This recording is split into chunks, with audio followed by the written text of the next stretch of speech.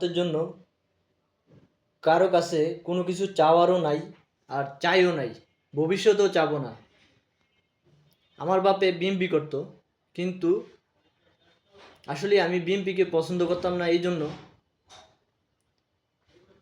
এক স্বৈরাচার দূর করছে, গণ উদ্বোধনে স্বৈরাচার দূর করেছে। আসলে আর একটা স্বৈরাচার এই দেশে আসুক, তা আমরা চাই না, কখনোই চাই না। এই জন্য আজকে আমি কিছু কথা বলতে চাই। আজকে জুমার নামাজ মানে জোহরের নামাজের পরে নামাজ পড়ে মসজিদ থেকে বের হয়ে দেখলাম শুধু শুধু একটা ভাইরে মারতেছে। কারা? এই বিএনপির নেতা বলে ওরা ওরা বিএনপির নেতা শুধু শুধু একটা ভাইরে মারতেছে।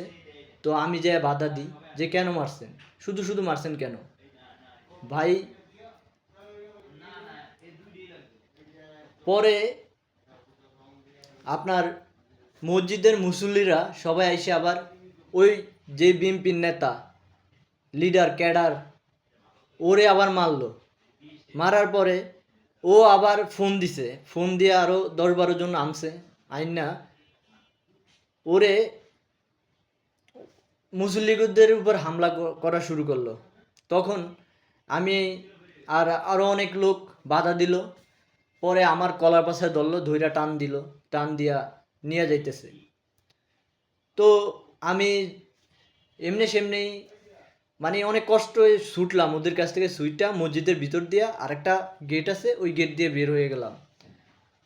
পরে আর এক লোক আইসা আমার ভিডিও করলো, ভিডিও কইরা আমারে হুমকি টুমকি দিতেছে যে হ্যাঁ আপনার আমারে দীক্ষা নিব, আমারে মারবো, আমারে মাইরা লাইব, ওই করব এই করব।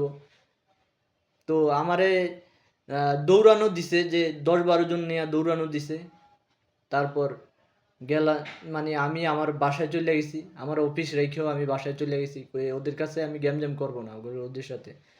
তো যায়া এখন এই যে দেশ এভাবে যদি চলতে থাকে, ও এর মধ্যে আবার থানায় গেলাম। থানায় গিয়ে মানে বললাম যে কয় অভিযোগ যায় দাখিল করতে। আমি তো তাদেরকে আমি চিনি না, যে কার নামে কি অভিযোগ করব কি করব। ওদেরকে বললাম যে আমি 10 নম্বর যাইতে পারতাছি না, আমার অফিসে আমি যাইতে পারতাছি না, আমাকে ইয়ে করে। ওই পুলিশও যে আইন, যে আইনে এখন আইনও মনে হয় বাংলাদেশে আর নাই। আমরা কোন দেশে বাস করি আর কি জন্য যে আল্লাহ আমাদেরকে এই বাংলাদেশে জন্মগ্রহণ করাইলো